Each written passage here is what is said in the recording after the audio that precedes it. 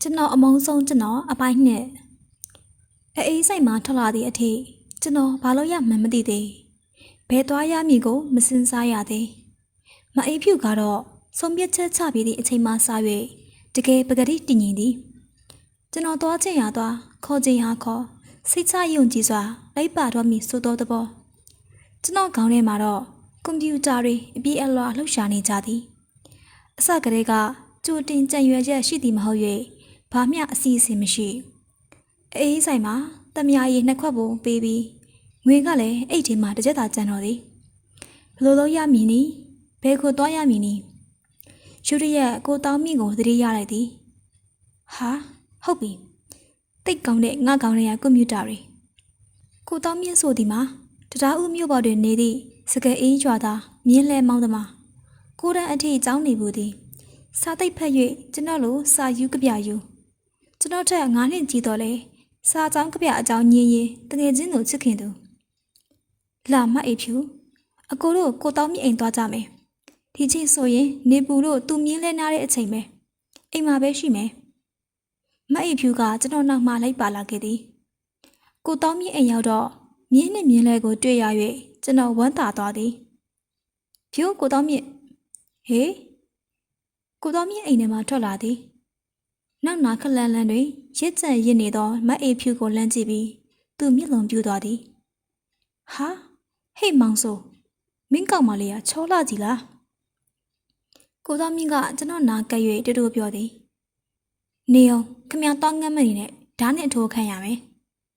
ကျွန်တော်ကအကျိုးကြောင့်ပြောပြတော့ကိုတောင်းမြင့်ခေါင်းတငိမ့်ငိမ့်နဲ့နားထောင်နေသည်သူမျက်နှာကြီးကပြုံးဖြည်းဖြည်းအေးစိတ်ချငါလှဲပြင်လိုက်အောင်မယ်မင်းတို့အိမ်ထဲမှာခဏဝင်ပြီးတော့စောက်အိမ်ထဲမဝင်ခြင်းပါဘူးဗျာသူတမျိုးထနေလိုက်မယ်ဟာဟာမင်းကတော့လုံမယ်ခိုးထွက်ပြေးလာပြီးမှတမျိုးတိတ်မှစိုးရတယ်တဲ့အဲ့ဒါဆိုအပြင်ရပဲကုပ်ပြပေါ်မှာထိုင်ဆောက်ကိုတော်မြင့်ကလှုပ်เสียရှိသမျှပြင်เสียရှိသမျှကိုမြန်မြန်တွတ်တွတ်ပြင်ဆင်နေသည်သူကြည့်ရသည်မှာတကြော့နေဟန်တူသည်ခဏနဲ့မြင်းလဲပြင်ပြီးဖြစ်သွားသည်ကဲမြင်းလဲပေါ်တက်ကြကျွန်တော်တို့နှစ်ယောက်မြင်းလဲပေါ်တက်ကြသည်ထိုင်ကုန်တွင်မျက်နှာချင်းဆိုင်ထိုင်ကြသည်ကိုတော်မြင့်ကကျွန်တော်တို့နှစ်ယောက်ကိုကျွန်တော်ဗကြီးရှိရာပြူကန်ရွာသို့မြင်းလဲနှင်းပို့မည်မြို့ထဲမှာမြင်းလဲမောင်းနေစဉ်ကျွန်တော်ရုံးမအေးဖြူပါခေါင်းငုံထားကြသည်ဘေးဘေးဘီဘီကိုလုံးဝမကြည့်ဝွန်းအသည့်များနှင့်တွေ့ပြီးအစီအစဉ်ပြက်မီဆို၍ရင်ခုန်နေမိသည်ကျွန်တော်တို့အဖြစ်ကိုရေးမိသောကိုတောင်းမြင့်ကလမ်းမကြီးများကိုရှာ၍လမ်းငယ်များမှမောင်းသည်ကြာပိုးတန်တရွှဲရွှဲပေး၍မြင်းမလေးကိုမြ мян အပြေးခိုင်းနေသည်သို့သောလမ်းတွေကတိတ်မကောင်း၍စိတ်ရှိတိုင်းမြ мян မောင်းမရမြင်းခွာတန်နှင့်အတူကျွန်တော်ရင်ခုန်တန်တွေမြည်နေသည်မြန်နေသည်မြို့တွေကမြ мян ထွက်စေခြင်းလာပြီကားလမ်းမပေါ်တက်ပြီးမြင်းလဲသမားချင်းတွေ့ရရှောင်ရပြီခါတိုင်းလူတွေကအော်ဟေးနှုတ်ဆက်နေကြကိုတောင်းမြည်သည်ဘသူကိုမှဘာတမှမပေးပဲမြင်းကိုသာအပြေးနှင်နေသည်ဟိတ်ကောင်တောင်းမြစ်ဘဲလဲအော်လာလားအရေးထဲမှာမျက်နှာချင်းဆိုင်လာတော့မျက်နှာသမားတူကလှမ်းမိနေသည်ဒီနားတင်မှာကိုတောင်းမြင့်ကတူတူဖြေသည်ဟာဟာဈေးကောင်းရအောင်တောင်းဟိအခွင့်ကောင်းထင်၍ဈေးကောင်းတောင်းခြင်းသူကအကြံကောင်းပေး၍နောက်ပြောင်သွားသည်ခွေးအောင်ရှာရှိလိုက်တာကိုတောင်းမြင့်ကမကြည်မနှက်ဆဲလိုက်သည်မြို့မထွက်ခါနေတော့မြင်းလက်ဆက်လူဆက်ကျဲသွားပြီကိုတောင်းမြင့်မြင်းမလေးကခြေပိုတွက်လာပြီးမကြမီမြို့မထွက်သည်လွတ်ပြီးကျွတ်ပြီးကျွန်တော်ရှင်ထဲမှာဝမ်းမြောက်ဝမ်းသာကြွေးကြော်နေမိသည်ခေါင်းကိုမောလိုက်သည်ခေါင်းငုပ်ထားစရာမလိုတော့ဝမ်းသာကြည်နူးစိတ်ဖြင့်မအေးဖြူ၏လက်ကလေးနှစ်ဖက်စလုံးကိုလှမ်းယူဆုပ်ကင်ထားလိုက်သည်မအေးဖြူကရှေ့မှကိုတောင်းမြင့်ကိုလှမ်းကြည့်လိုက်သည်ကိုတောင်းမြင့်ကကျွန်တော်တို့ကိုကြော်ပေးပြီးမြင်းမလေးကိုအတော့နှင်လျက်ကျွန်တော်ကကိုတောင်းမြင့်ကိုနောက်ဘက်မှနေပြီးမျက်စိတစ်ဖက်မှိတ်ပြလိုက်သည်ဘာမှမသိမမြင်ကြောင်းထင်ရှားအောင်ပြောင်ပြလိုက်ခြင်းဖြစ်သည်မအေးဖြူရည်ချင်းစိတ်ကိုထိန်ချုပ်၍ပြုံးသည်လှလိုက်သည့်မျက်နှာလေးခုချိန်ကစားပြီးသူ့ကိုငါပိုင်ရပြီသူ့လက်ကလေးနှစ်ဖက်ကိုကျွန်တော်ပို၍တင်းတင်းဆုပ်ကင်လိုက်သည်လက်များမှတစ်ဆင့်နှစ်ဦးစလုံးနှစ်ကိုယ်လုံးတို့လျှက်စစ်တက်များအပြန်အလှန်ကူးပြောင်းစီးဆင်းသွားကြသလိုခံစားရသည်ကျေနပ်စရာ ကြည်နူးစရာကျွန်တော်ရင်ထဲမှာပျော်လိုက်သည့်ဖြစ်ခြင်းတတော်ကလုံးမြင်မြင်သမျှအကုန်လှနေကြသည်မြင်းလဲစောက်တည်ပြီးပျော်စရာလေပွေလေယူးတွေတက်လိုက်စမ်းမကျေနပ်သေးရင်လေမှုန်တိုင်းတွေပါလာခဲ့ချစ်သူနဲ့အတူဆိုရင်တက်တီတွေကအပြည့်ရွက်ဝါတွေကျွေးလိုက်စမ်းမြင်ဖူးသမျှရှုခင်းတွေထဲမှာဒီနဲ့နှွေရှုခင်းကအလှဆုံးချစ်သူနေရှင်မြေအပြင်သည်ဝေဟင်ပုံဖျားသူတကားဆိုသလိုပင်မအိပ်ဖြူဟိုးမှစီးလိုက်စမ်းပေါက်ပင်တွေပွင့်နေတာနေရဲလို့တိတ်လှတာပဲနော်မအိပ်ဖြူကလှမ်းကြည့်ပြီးခေါင်းငိမ့်ပြသည်မြင်းလဲမောင်းနေသောကိုတောင်းမြင့်ကပြုံးဖြည်းဖြည်းကြီးတုပ်နေသည်မျက်နှာပေါ်မသေးသောမျက်နှာကြီးကိုကျွန်တော်နေရာမှဘေးတိုက်လမ်းမြင်နေရသည်ရည်ချင်းစိတ်ကိုထိန်ချုပ်ထားရသည်ပုံကျွန်တော်သိပါသည်ပေါက်ပင်တွေနီးရဲတာများအစမ်းမှန်းလို့ကွာဟုသူ့ရှင်တွေကပြောနေပါလိမ့်မည်ပြေးလိုက်စမ်းသမီးရေပေါက်ပင်တွေကိုငေးမနေနဲ့ကိုတောင်းမြင့်မြင်းမောင်းပုံကိုကြားရ၍မအိပ်ဖြူတခက်ခက်ရည်နေသည်ကျွန်တော်ကိုတောင်းမြင့်ကြော်ကြီးကိုအုံကနေနေအောင်ထုလိုက်သည်ကိုတောင်းမြင့်တဟီးရည်နေပြန်သည်တသက်လုံးမမေ့နိုင်သောအချစ်ပျော်ခရီးလေးစရက်တန်ဆူဆူညံ့ညံ့ကြားရ၍ရှေ့စီသို့လှမ်းကြည့်လိုက်သည်လမ်းဘေးတွင်ပင်လုံးကျပွင့်နေသောလက်ပံပင်ကြီးမအိပ်ဖြူဟိုရှိကိုကြည့်လိုက်စမ်းလက်ပံပင်ကြီးပွင့်နေတာလှလိုက်တာဟိုကအောက်မှာမြက်ခင်းပေါ်မှာလည်းအပွင့်နေကျွေထားလိုက်တာရဲရဲနေနေတာပဲမအိပ်ဖြူလက်ပံပွင့်များကိုလှမ်းကြည့်သည်ဟုတ်ပါရဲ့လှလိုက်တာမအိပ်ဖြူပါသဘောကျနေပြီကိုတော်မြင့်အဲ့ဒီအပင်အောက်ကြရင်မြင်းနဲ့ခဏရက်ပြီနော်ဘာလို့မလဲကွလက်ပံပွင့်ကောက်မှာပေါ့ဗျဘာကြီးတို့အိမ်ကြတော့လက်ပံကောက်ချင်ရင်ကြိုရတာပေါ့မင်းပါကြီးအိမ်မှာလက်ပံကောက်6တွေအများကြီးရှိမှာပါကွာအင်းလေဒါပေမဲ့ကောက်ချင်လဲကောက်ကြပေါ့ပြောတာပေါ့ကိုတော်မြင့်ရီပုံကြီးကြောင့်နည်းနည်းပင်ရှက်သွားမိသည်လက်ပံမင်းအောင်ရတော့ကိုတော်မြင့်ကမြင်းလှဲကိုရက်လိုက်သည်မအေးဖြူနေကျွန်တော်မြင်းလှဲပေါ်မှာဆင်းပြီးလက်ပံပွင့်နေများကိုအပြေးအလွှားကောက်ကြသည်လက်ပံမိမော်တွင်ဇရက်သက်များစုညံနေသည်တကိုင်းမှတကိုင်းကူ၍လက်ပံပွင့်၏အရသာကိုသူ့ထက်ငါလူရက်ကခံစားနေကြသည်သူတို့၏လှုပ်ရှားမှုကြောင့်လက်ပံပွင့်တို့ကတဖြုတ်ဖြုတ်ကျွေနေကြသည်ကောက်ရွှေ့ပြီးမနိုင်မအေးဖြူရောကျွန်တော်ပါအများကြီးရမှမြင်းလဲပေါ်သို့ပြန်တက်ကြသည်ဒီကောင်မိမခိုးလာပြီလက်ပံပွင့်နေကြီးချက်ကျွေးမလို့ထင်တယ်မဟုတ်ပါဘူးဗျခင်ဗျားလေပြောလို့ကောက်တာပါဒါနဲ့မှဆိုမင်းလောက်တာငါနေရင်ထိုင်ရင်လူဆိုးဖြစ်သွားပြီတိလားဘာဖြစ်လို့လဲဗျဟိုတော့ကတချင်းရှိတယ်ကွမမလေးယူခိုးမယ်လို့လူဆိုးတွေနဲ့မောင်းတိုင်းပင်မန်းရှိတောင်ညောင်ပင်ကြီးမြင်းကိုစီပြင်းတဲ့မင်းကညောင်ပင်အောက်မှာမဟုတ်တာလက်ပံပင်အောက်မှာပဲဖြစ်ဖြစ်တိုင်မီဖို့ကောင်းတယ်အခုတော့ဘာမှကြွမပြောလို့ငါမြင်မလေးကိုတောင်ဝအောင်မချွေးခဲ့ရဘူးကိုတော်မြင့်ကပြေးနေတော့သူ့မြင်မလေးကိုထိန်ကျိုးတရေပြားဖြင့်ဖြန်းကလေးမိအောင်ခတ်ပိတ်လိုက်သည်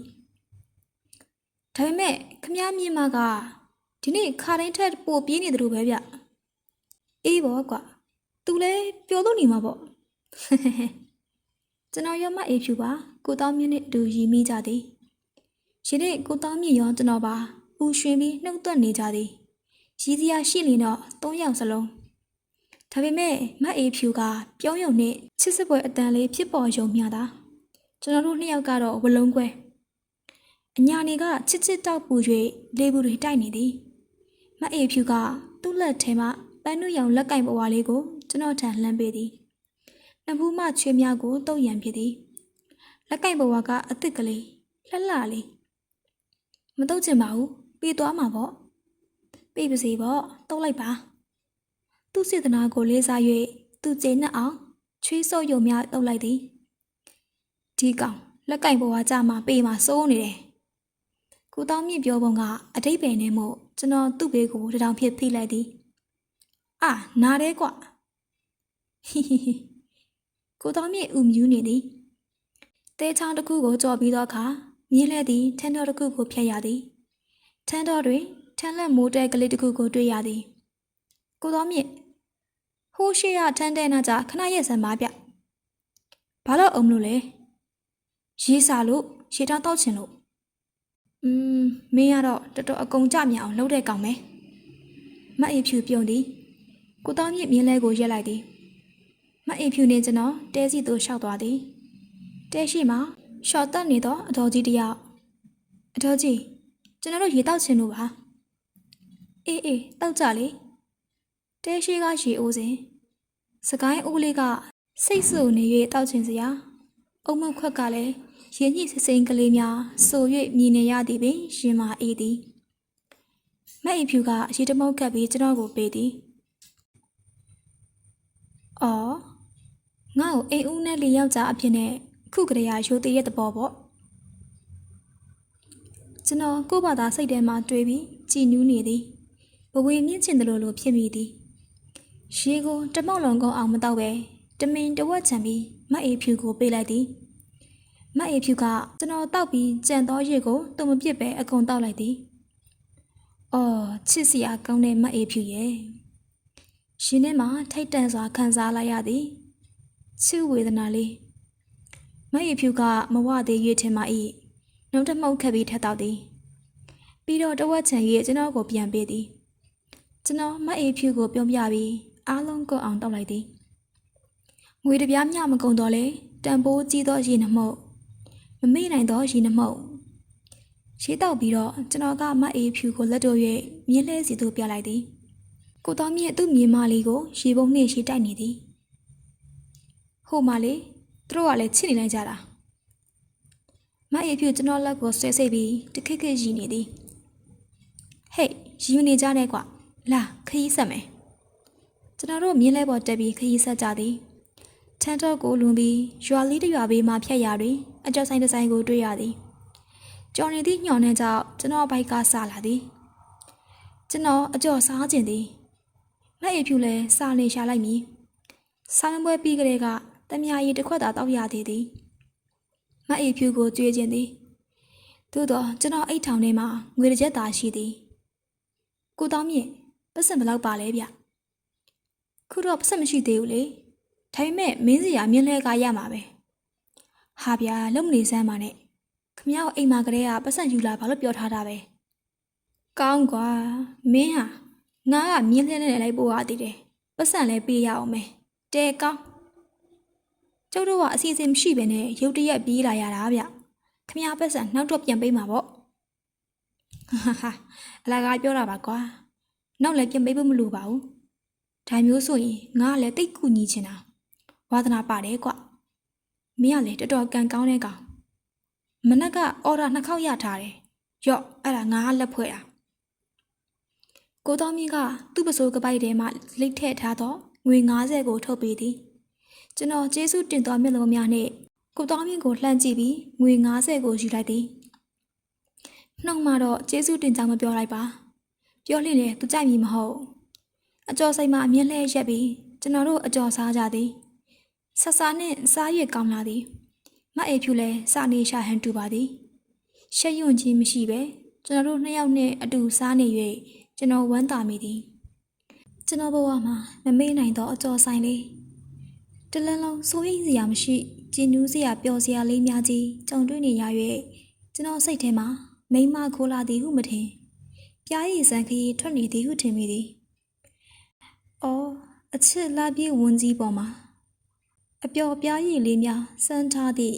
မမေ့နိုင်သောခရီးစဉ်လေး